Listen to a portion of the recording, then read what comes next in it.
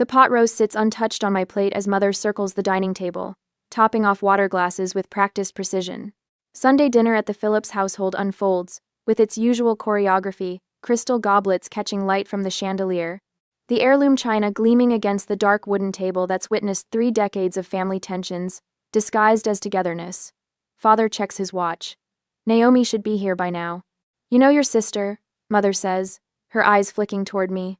Always running on her own schedule. I nod, not trusting my voice. Every Sunday since my promotion, I've shown up for these dinners, hoping something might change. That my parents might finally really see me without comparing me to their perfect younger daughter. The front door swings open, followed by the familiar click of heels on hardwood. Naomi sweeps in, wind-blown and laughing, her entire body projecting the carefree confidence that comes from never facing consequences. Sorry, I'm late. She tosses her purse onto the sideboard, narrowly missing Mother's prized crystal bowl. My stomach tightens when I notice what dangles from her finger. A key ring with a distinctive cobalt leather tag. My key ring. To my car. Father beams. Did the interview go well? Seemed to. Naomi drops into her chair.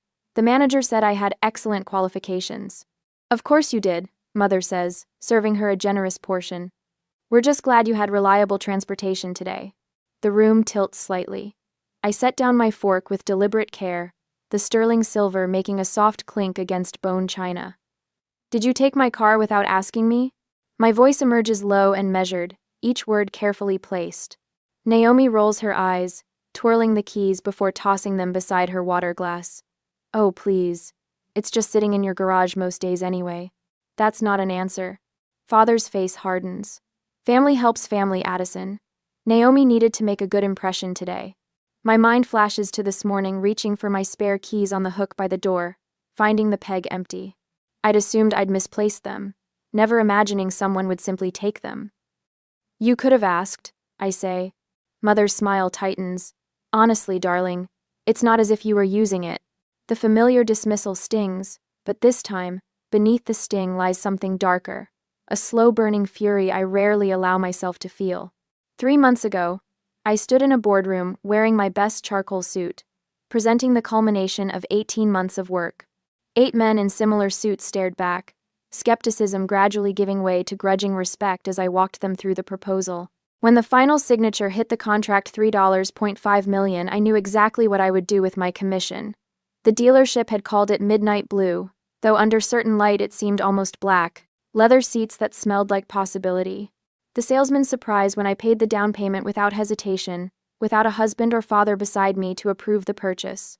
First thing I've ever owned that wasn't used or discounted. I told Linda over celebratory drinks, showing her pictures of my new sedan. I earned every inch of it.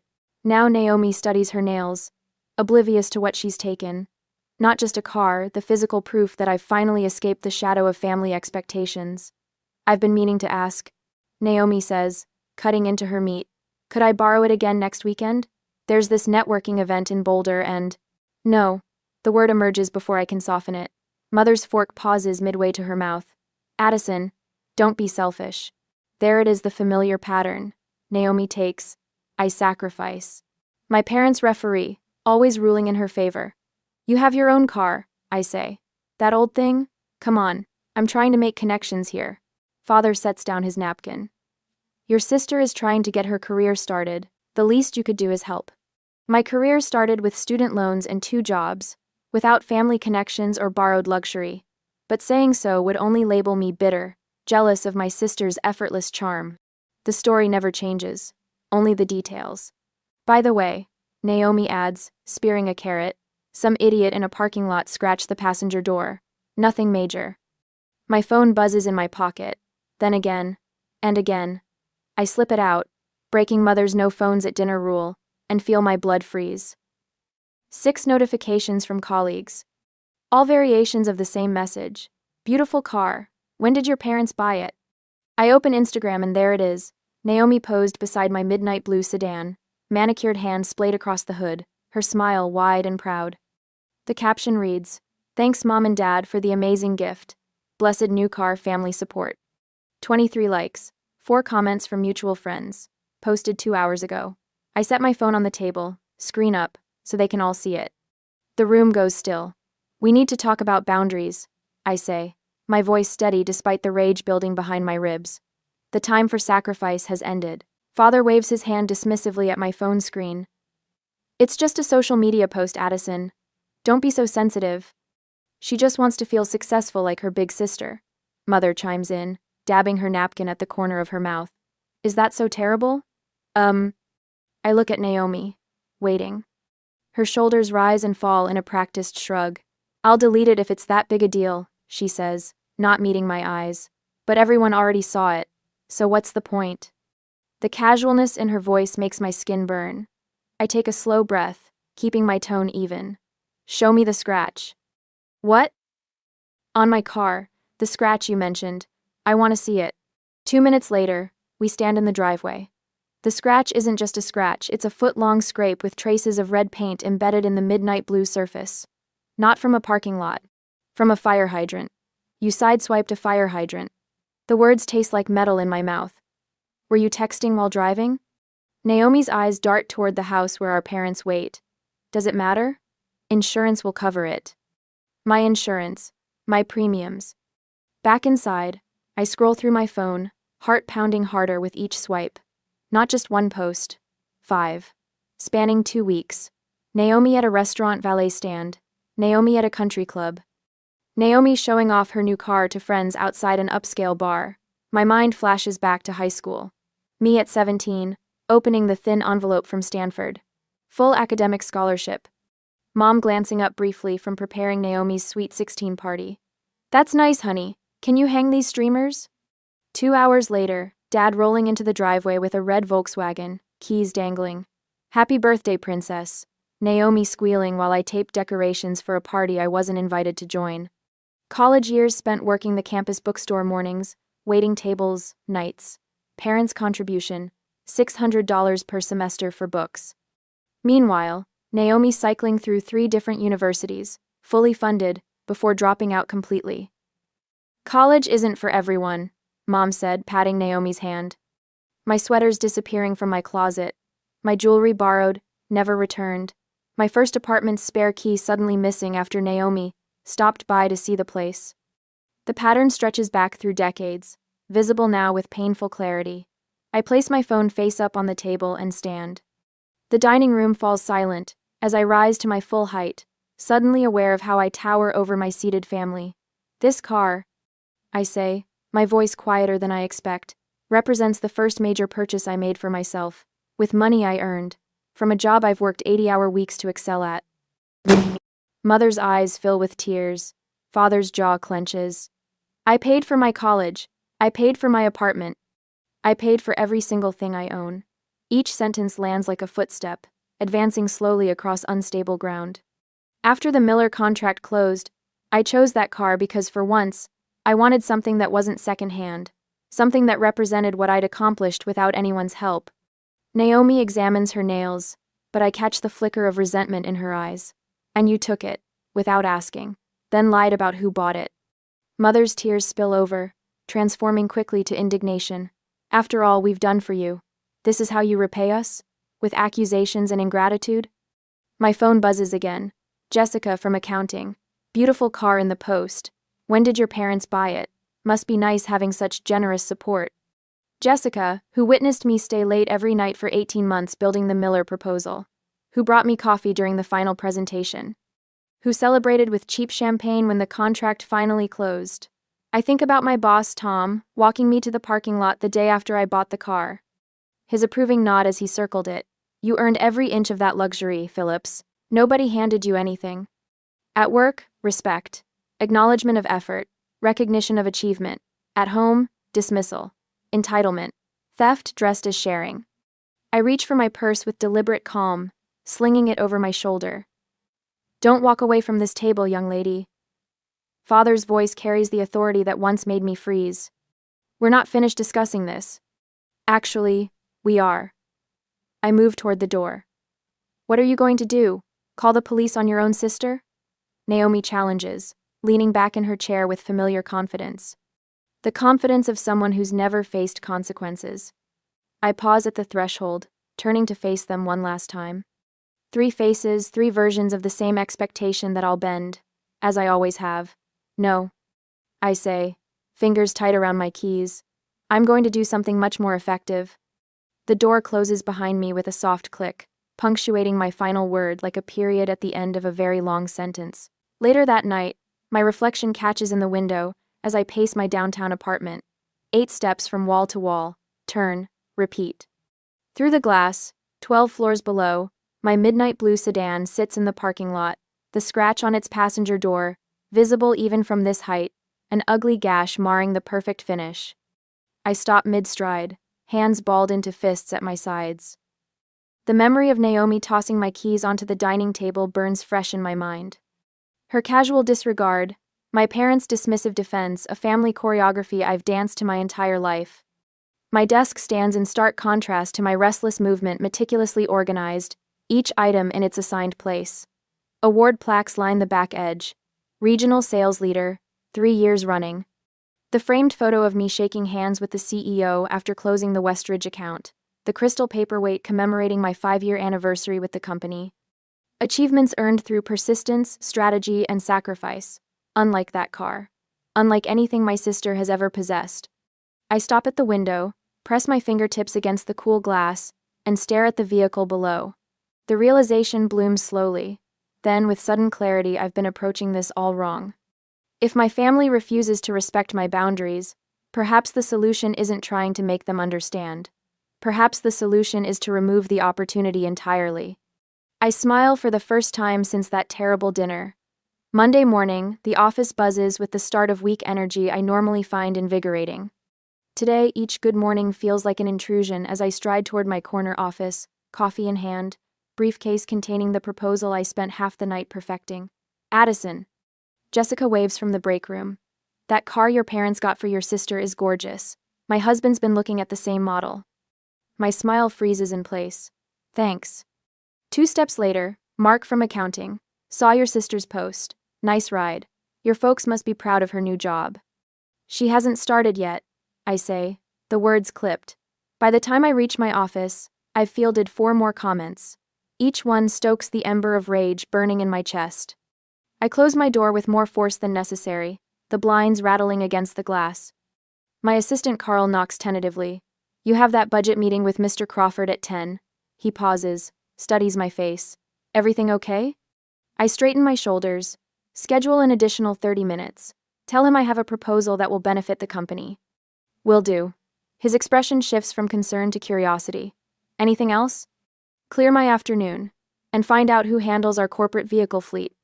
At precisely 10 o'clock, I sit across from Howard Crawford, CFO of Neurotech Solutions. I've spent 3 years earning his respect through consistent results and fiscal responsibility. Today, I'll leverage that capital. I slide the folder across his desk. Before we discuss the quarterly numbers, I'd like to propose a solution to our client transportation costs. His eyebrows rise slightly, but he opens the folder. I've laid out the numbers with precise clarity. Current mileage reimbursement costs for sales directors over the past year, maintenance costs for company-owned vehicles, tax benefits of asset depreciation, client impression value metrics. You're suggesting we add a dedicated executive vehicle?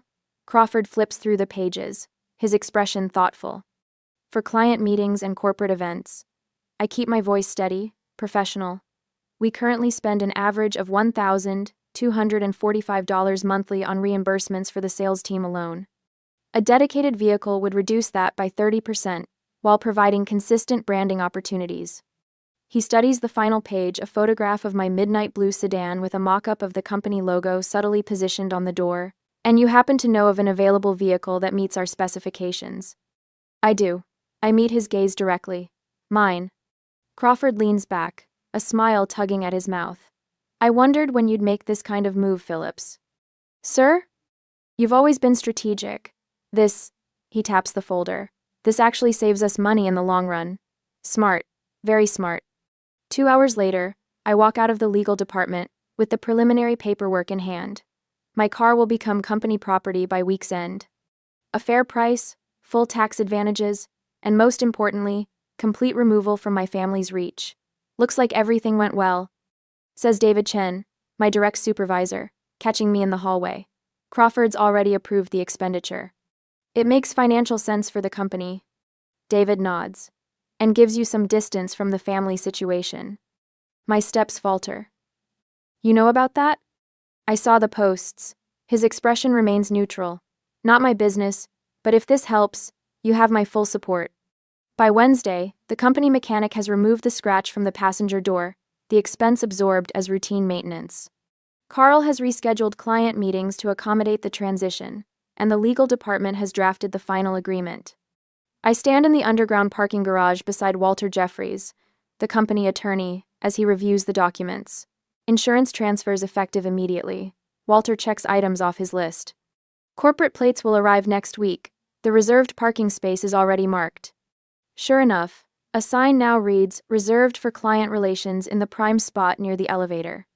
The midnight blue sedan sits beneath it, freshly washed and detailed, a small magnetic company logo now adorning both front doors.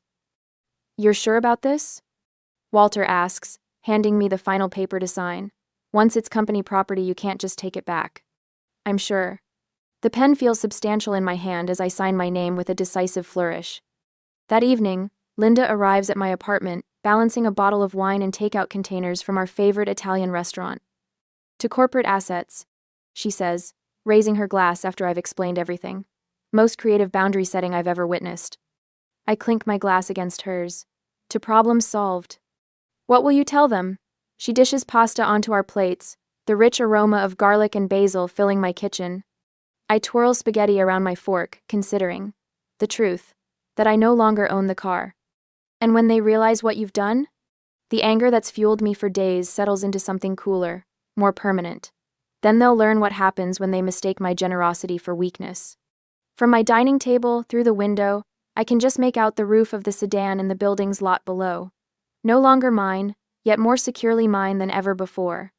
Sometimes protection requires sacrifice, but for once, I'm not the only one paying the price. On Sunday that week, the late afternoon sun throws long shadows across the driveway as I pull into my parents' house in my old crossover SUV. The vehicle feels comfortably familiar after 2 weeks of not driving it, the worn leather seat molding to my body like an old friend. I pause before cutting the engine, savoring the anticipation of what's to come. When I push open the front door, 3 heads swivel in unison. Naomi stands in the entryway, her expression shifting from boredom to confusion. "Where's the blue car?" she asks, her voice pitched higher than normal. My parents exchange quick glances, the kind they've perfected over 30 years of marriage. Mother touches her pearl necklace, a nervous habit she's had since I was small. Father's jaw tightens almost imperceptibly. "I drove my old car today," I say, hanging my jacket in the closet. The aroma of pot roast fills the house, the same Sunday dinner menu we've had since I was a child. I take my usual seat at the table, a strange serenity washing over me. For the first time in years, I feel completely in control at this table. Mother serves dinner with mechanical precision, her smile tight around the edges. No one speaks until Father clears his throat. "We've been thinking about your situation, dear," Mother says, carefully arranging her napkin across her lap. Father sets down his fork, his voice dropping into what I've always called his corporate tone, the one he uses when he believes his word is final. "Naomi needs reliable transportation for her job search. The economy is brutal right now," Naomi adds, her voice softening. "Every impression counts." I take a bite of carrots, chewing slowly. They've rehearsed this. I recognize the familiar choreography, Mother opening with apparent concern, Father delivering the verdict, Naomi following with her practiced vulnerability. "We thought perhaps you could add Naomi to your insurance," Mother continues, "just for when the car is sitting there anyway. You work from home 3 days a week," Father reminds me. "It makes sense for the family." Naomi leans forward, eyes wide and earnest. "I'll be more careful this time, I swear. That scratch was totally not my fault." I continue eating quietly, surprising myself with my appetite. The roast is perfect tonight, tender and flavorful. Mother always did know how to cook a good meal. When the plates are cleared and dessert is served, apple pie with vanilla ice cream, they're still waiting for my answer. The silence stretches between us, punctuated only by the soft clink of spoons against plates. Father shifts in his chair. Mother refills water glasses that don't need refilling. Naomi's foot taps a nervous rhythm under the table. I take another bite of pie, letting the sweetness linger on my tongue. For the first time all evening, I smile genuinely. That won't be possible. Mother sets down the water pitcher. What do you mean? I dab my mouth with my napkin. I don't own that car anymore. The words fall into a moment of absolute silence. Mother's hand flies to her mouth. You sold your new car already? Another impulsive decision. Father's voice rises with an edge of triumph, as if my actions have just proven everything he's ever thought about me. I shake my head once, calmly. I transferred it to my company. It's a corporate asset now. The silence that follows feels thick enough to touch. You can't just do that. Naomi's voice cracks like a teenager's, her composure shattering.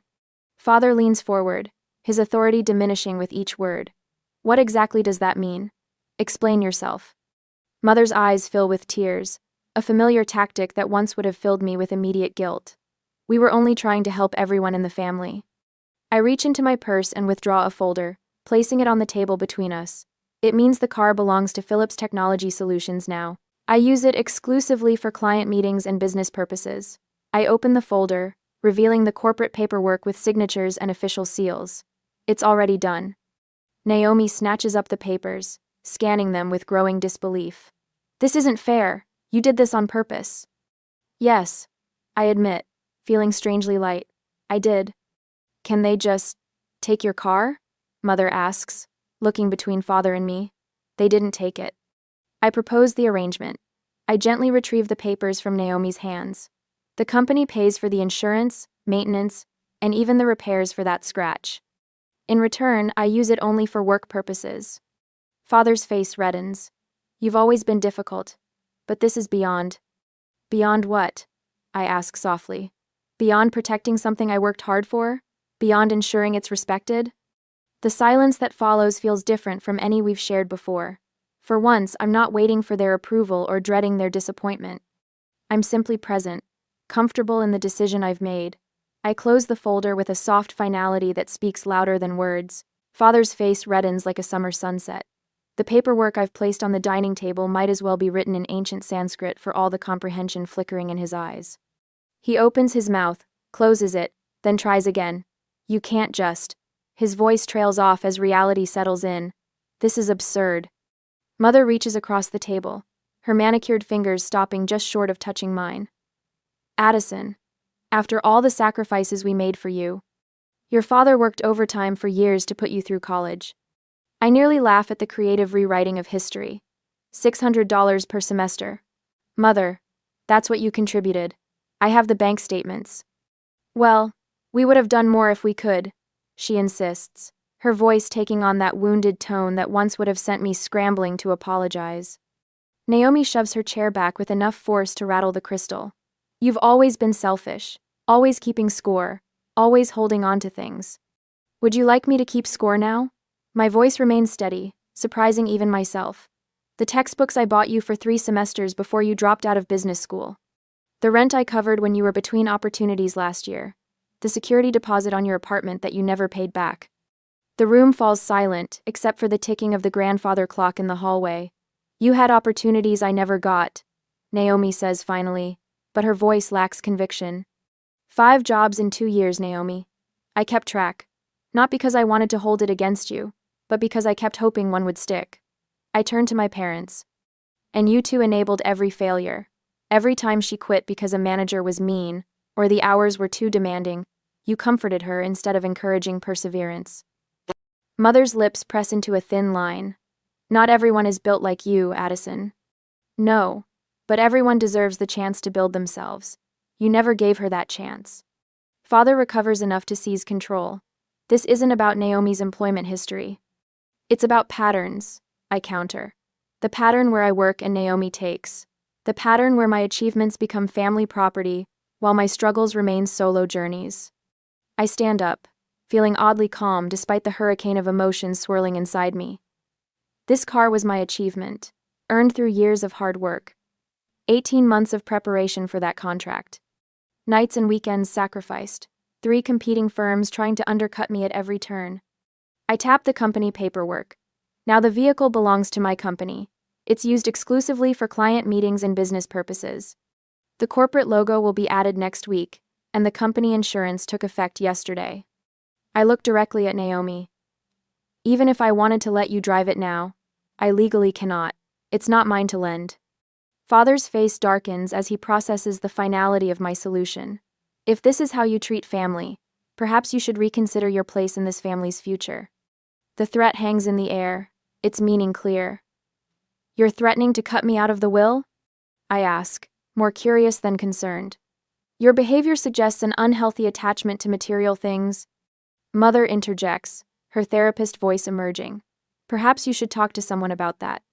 Naomi's eyes fill with tears, whether genuine or tactical I can no longer tell. You've betrayed all of us, after everything we've done for you. The accusation that once would have devastated me now glances off like rain on a windshield. I've already received my inheritance. I say gently. You taught me to work hard, to persist when things get difficult, to stand on my own 2 feet. That lesson is worth more than anything in your estate. Father flinches as if I've slapped him. For the first time in my adult life, I see uncertainty in his eyes. I gather my purse and car keys from the sideboard, movements deliberate and unhurried. There's no anger driving me now, just clarity. I love you all. I say, meaning it despite everything. But love has boundaries. Love respects. Love doesn't take without asking. So that's it? You're just walking away? Naomi demands. I'm driving away in my old SUV, toward the life I've built. You're welcome in that life, but only if you can respect its boundaries. Mother starts to speak, but father quiets her with a hand on her arm. Something in his expression has shifted, though I'm not naive enough to mistake it for understanding. Love doesn't take, it respects. I say it one more time, the words filling the room. Then I walk out the front door, the weight of expectation falling away with each step. The engine of my practical, paid-off SUV turns over with a familiar rumble. As I pull away from the curb, I catch a glimpse of them watching from the window, 3 figures frozen in tableau, suddenly uncertain of the script. For the first time in 32 years, I'm writing my own. Morning sun catches the edge of my new executive vice president nameplate as I arrange the framed photo on my desk. 6 months since that Sunday dinner, and the world has rearranged itself around the word no, I finally learned to say. Through my office window, I spot the midnight blue sedan in the company parking lot, now emblazoned with our logo and featured prominently in our spring marketing campaign. The scratch has long since vanished, erased like old habits. Still admiring your handiwork? My assistant pokes her head in, gesturing toward the bulletin board where my promotion announcement hangs. The quarterly reports are ready whenever you are. I nod, running my finger along the silver frame holding a photo of me beside the car, surrounded by clients after closing the Henderson deal. Just thinking about distance traveled. Later, steam rises between Linda and me at our weekly coffee meetup. She stirs her latte, careful not to disturb the foam art. So, your mom texted again? Just checking in. No guilt trips this time. I sip from my mug, no longer bracing for the familiar tension her name once triggered. Baby steps. And your dad? Radio silence mostly, but he signed the Christmas card himself instead of letting mom handle it. Progress, I guess. Linda squeezes my hand. Small victories. Jenna told me Naomi finally stuck with a job past the 90-day mark. The words emerge without their usual bitter aftertaste.